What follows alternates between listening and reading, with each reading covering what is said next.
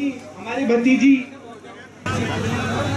मंच की गरीबों में भैया जो पीछे खड़े हैं भैया आगे आ जाए पीछे कमरे प्लीज। मंच की गरीबों ना पीछे वाले को भी मौका दे, पीछे वालों को भी मौका दे।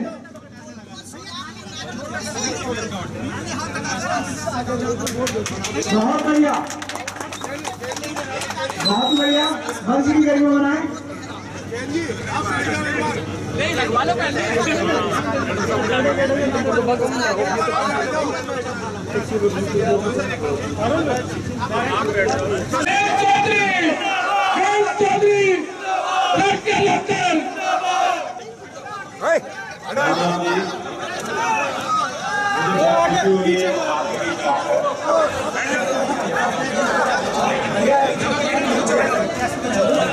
कैमरास को माइंड मत करना, ये जो हम बात करेंगे विचार रखेंगे उसके संचार के लिए भी जरूरी है। मैं आपको सीधा देखना चाहता हूँ, मैं समझ सकता हूँ आपकी शिकायत होगी कि कोई से ज्यादा आ गए, लेकिन इन्हें हमारी जरूरत, हमें इनकी ज्यादा जरूरत। समरसता अभियान में कार्यक्रम रखा गया था। अब है को गाँव में नहीं कह सकते, आप शहर में आ गए हो, यहाँ का मूल निवासी है वो अभी भी गाँव के कल्चर को, उसी संस्कृति में रहना पसंद करते हैं। लेकिन बहुत चीज बदल गई यहाँ, बाहर से बहुत लोग आए। गाजियाबाद महानगर में लोग अपने काम के लिए, व्यवसाय, व्यापार, बच्चों की पढ़ाई लिखाई, अपने लिए, अपने जीवन में बेहतर संभावनाओं को तलाशने के लिए दूर दूर से आते हैं। मैं भी कहीं जाता हूँ पश्चिमी यूपी में, खासतौर से तो गाजियाबाद से निकल के जाना और गाजियाबाद में ही लौट के आना।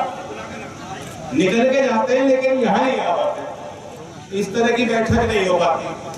पहले आना जाना ज्यादा था चौधरी अजीत सिंह जी का आपके बीच, लेकिन अब यहाँ आपके जीवन की भी व्यवस्था है, आप जो बहुत संघर्ष कर रहे हो अपने परिवारों के लिए, अपने लोगों के लिए, समाज के लिए, और आप भी समझ सकते हो कि मेरे को भी एक दायित्व दिया है, जिम्मेदारियां दी हैं। चौधरी अजीत सिंह जी अब हमारे बीच नहीं, लेकिन वह मुझे बुलाकर ये बात मुझे कहते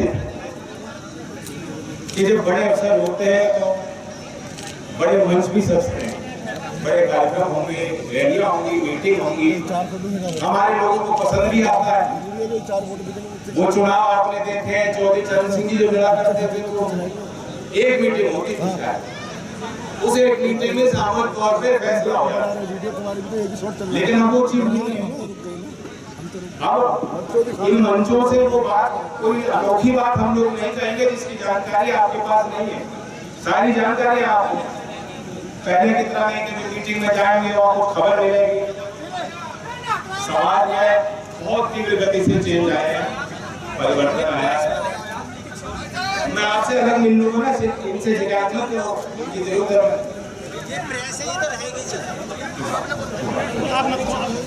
तो मुझे कहते थे बड़े मंच होंगे लेकिन तुम गांव में जाओ, जितना ज्यादा गांव में जाओगे, बहुत लोग हैं, वे हमारी शक्तियां हैं, वे हमारे अपने लोग हैं, उनकी शिकायत भी हमसे ही होती है, उम्मीद भी हमसे रखते हैं और हमारी जिम्मेदारी भी उनसे है, उन्हीं के प्रति है।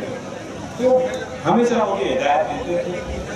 वे आज हमारे बीच नहीं, लेकिन प्रसन्न होंगे इस बात को देखकर कि मैंने अपने लिए भी 1500 गाँव रखे हैं और मेरे साथ कार्यकर्ता भी, क्योंकि आपका मुझसे ज्यादा बड़ा दायरा है, और मुझसे ज्यादा बड़ी मेहनत है, और मुझसे ज्यादा ताकतवर शरीर है और क्षमता है काम करने, मैं आपसे भी उम्मीद करता हूँ।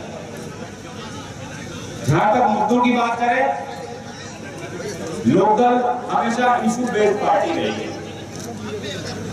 चौधरी अजीत सिंह जी मंत्री रहे 4 बार, वे उन्होंने कभी ये बाधा या कोई बात, हंसी बात आपके बीच ऐसी नहीं कही होगी जो उनके लिए करना असंभव हो। लोग जानते हैं दबाव होता है राजनीतिक तौर पर, कौन चुनाव नहीं जीतना चाहता? सब लोग जीतना चाहते हैं। कौन पार्टी का नेता ये नहीं चाहता मेरी संख्या बन जाए? सत्ता और सरकार सब लोग चाहते हैं, क्योंकि वो तरीका है काम कराने का। राजनीति इसलिए सत्ता हासिल करने का एक तरीका है, ताकि काम हो, लोग कल्याणकारी नीतियों पे को लागू कर पाए।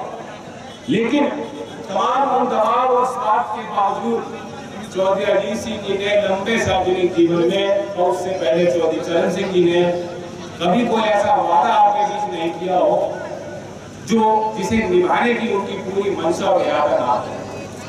लेकिन आज की सरकारें और आज के जनप्रतिनिधि जनता में जो नाराजगियां बनती हैं, मुझे भी मालूम है। अब जमाना आ गया हाइपरबोल का।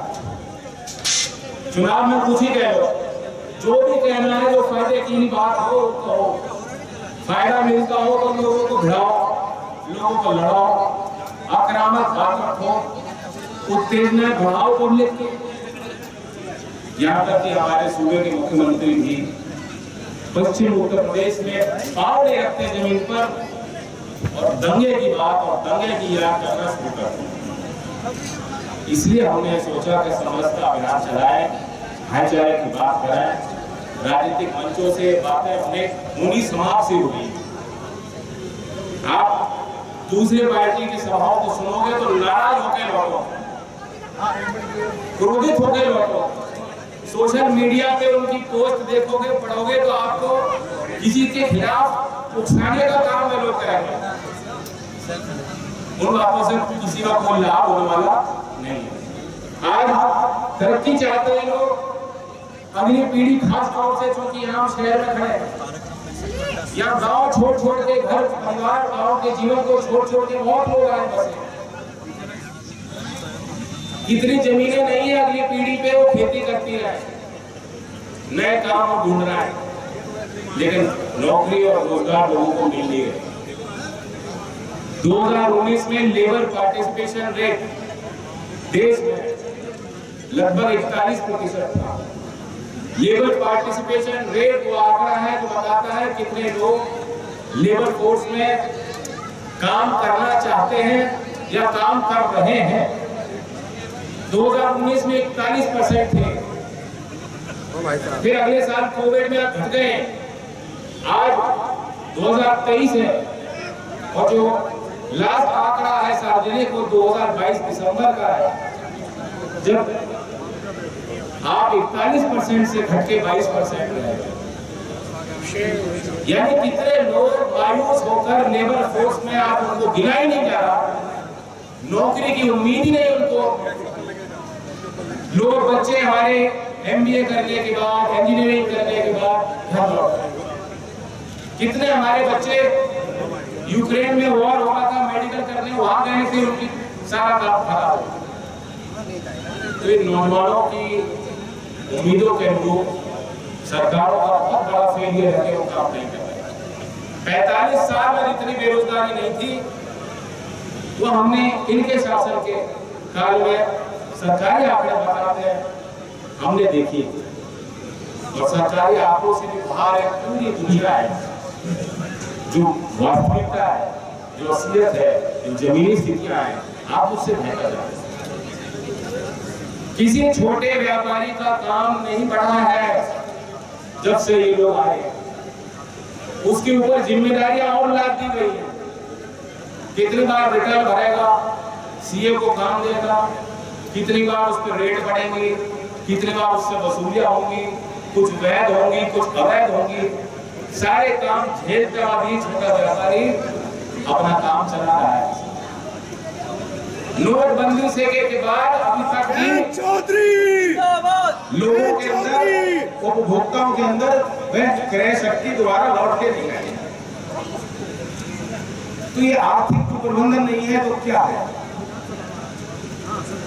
ये सबसे बड़ा प्रतीक है।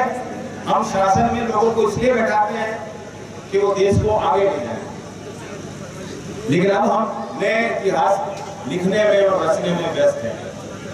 इन बातों का ध्यान किसी का नहीं जाने दिया जा रहा।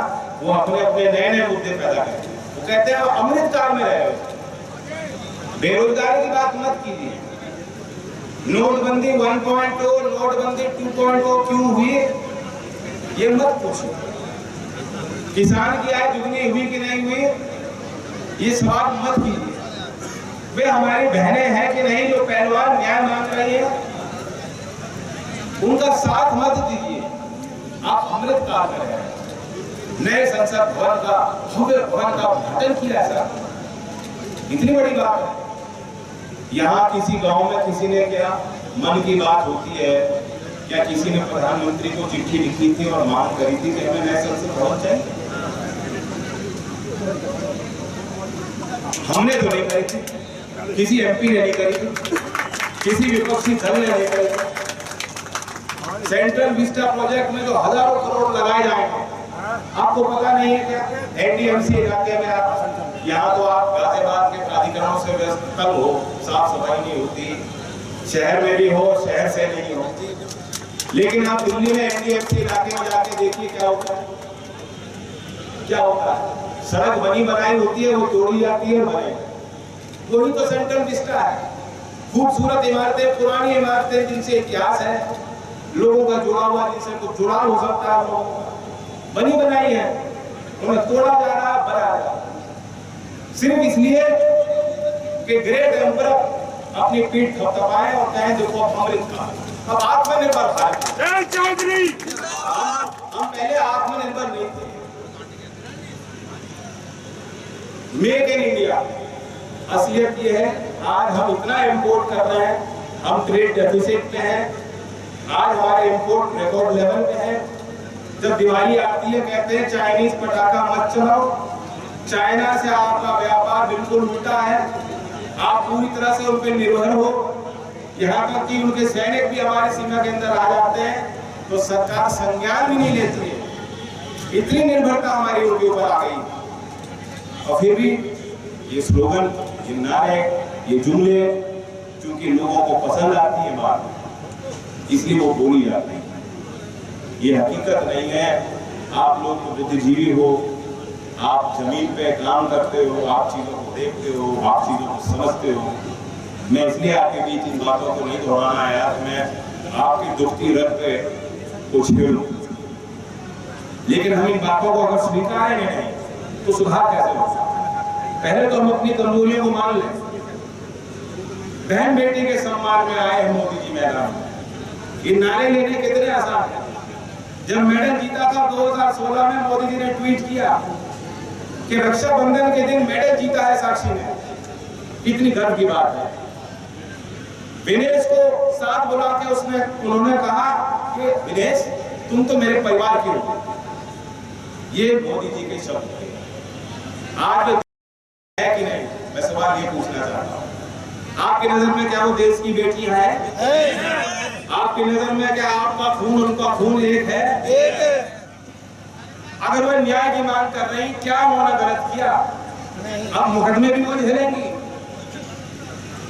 आपने देखी वो तस्वीरें पुलिस की, क्या जूता उनके चेहरे पे है, जमीन पे उनको फेंका गया, पुलिस का जूता उनके सर पे लग रहा है। इसलिए मेडल जीत के आई थी। ऐसे दिन उनको देखने पड़ेंगे। इसलिए उन्होंने इतनी तपस्या की थी। इसलिए गांव देहात में आज जो बच्ची पैदा होती है उसे बताया जाता है, उससे उम्मीद परिवार के लोग रखते हैं कि ये भी उनकी तरह बनेंगी। आज वो क्या सोचेंगे? हमारी आपकी जिम्मेदारी बहुत बड़ी बनती है। अपने छोटे मोटे विवाद, छोटे मोटे मतभेद, मुझे कोई मतलब नहीं है। आपने किस पार्टी को वोट दी मुझे कोई मतलब नहीं, किसको आगे वोट दोगे मुझे कोई मतलब नहीं। मैं अपने दल का राष्ट्रीय अध्यक्ष बाद में हूँ, राज्यसभा सांसद बाद में हूँ, पहले उन बहनों का भाई हूँ।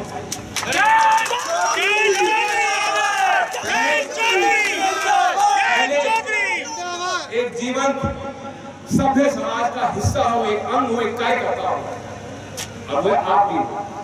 इसलिए मैं आपसे गुजारिश करता हूँ, इन छोटे मतभेदों को बुला करके एक होकर के उन्हें हम लोग एहसास दिलाएं कि बेटी ये जो तुम्हारे साथ दुर्व्यवहार हुआ है देश उसको देख रहा है, और जिन्होंने दुर्व्यवहार किया है, जिनके इशारे पे सारी चीज हो रही है। यहाँ बहुत वकील होंगे, बुद्धिजीवी लोग हैं, इतने बड़े कानून में, कड़े कानून में स्पष्ट उनका नाम लिखा गया है एफआईआर में, जो सुप्रीम कोर्ट के आदेश के बाद एफआईआर लिखी गई, पहले नहीं लिख रहे, बाद में लिखी गई, उनका नाम है, आरोप तय है। अभी तक पुलिस ने सबकी गवाही क्यों नहीं ली? अभी तक जो आरोपी है उन्होंने एंटीसिपेटरी बेल क्यों नहीं लिया? एंटीसिपेटरी बेल को फाइल नहीं इसलिए कर रहे, उन्हें मालूम है कि मेरी गिरफ्तारी जब तक मेरी सरकार है, मेरी गिरफ्तारी होने नहीं देंगे। उनको पूरा एश्योरेंस दिया गया है, हल्की बात नहीं, तभी उस तरह के बयान दे रहे हैं। अब कह रहे हैं हम संत समाज की मीटिंग करेंगे और सरकार को मजबूर करेंगे कि पॉक्सो का कानून ही बदल देंगे, जिस कानून के तहत मेरे खिलाफ धारा लगी। तो क्या ऐसा व्यक्ति कानून को मानने वाला व्यक्ति नहीं है? लोग गलतफहमी में इस चीज को भी जात पात की नजर से देखेंगे, इस चीज पे भी वही चश्मे लगाएंगे। कोई कहा कि कोई वीडियो निकाल के, पुरानी वीडियो निकाल के, तस्वीर दिखा के ये साबित कर रहे हैं जनता की अदालत में कि इनके रिश्ते अच्छे थे। नहीं, ये जनता का काम नहीं है। मैं कौन होता हूँ यहाँ खड़ा होकर मैं तय करूं कि उनके आरोप सही है कि नहीं, मेरी कोई अथॉरिटी इसमें नहीं है। लेकिन जो कानून है, जो न्यायपालिकाएं हैं, जो कानून की प्रक्रिया है, वह अपना काम करें। लेकिन शक के दायरे में सरकार आ जाती है जब इतना संरक्षण उनको प्राप्त है कि वो संसद के अंदर भाग रहे हैं और संसद के बाहर हमारी बेटियां उन पे लाठियां बरसाई जा रही है। इसलिए कोई साधारण घटना नहीं है, वरना मैं इस पे नहीं बोलता। आज मैं बोलने को मजबूर हूँ, आज मैं आपके साथ खड़ा होने को मजबूर हूँ। मैं आपको भी निमंत्रण देता हूँ, जहाँ कहीं भी जैसे भी हो, सोशल मीडिया पे हो, जमीन पे हो, समाज की बैठकों में हो, आप इनकी आलोचना जितनी करोगे, इनके कान तक बात पहुंचेगी, तब इन पे कोई असर पड़ेगा। मैं 4 तारीख में आपको भी निमंत्रण देता हूँ। गुहाना में, हरियाणा में एक पंचायत है, समाज ने बुलाई। समाज में जब पंचायत होती है, किसी को निमंत्रण नहीं दिया जाता। जो ठीक समझता है, जिसके सामर्थ्य है, जो सक्षम है, वो पहुंचते हैं। मुझे जानकारी नहीं है,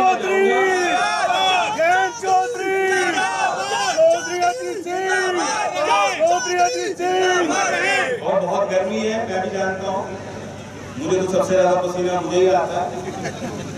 आपने इन चीजों को इस समय इस तरह से सहन किया और ये आपका प्यार, अपनापन है, इतनी बड़ी संख्या में आप आए। सभी आयोजकों को, गांव के लोगों को मैं धन्यवाद देता हूँ, कार्यकर्ताओं को। यही गति हमें बना के रखनी है। चौधरी चरण सिंह की विराट विरासत को, चौधरी अजीत सिंह जी की विरासत, उत्तर प्रदेश के विकास की संभावनाओं को पूरा करने के लिए हमारी प्रतिबद्धता रहेगी और उसमें मैं आपका सहयोग और आशीर्वाद समय समय पर मांगता रहूंगा, लेता रहूंगा। धन्यवाद।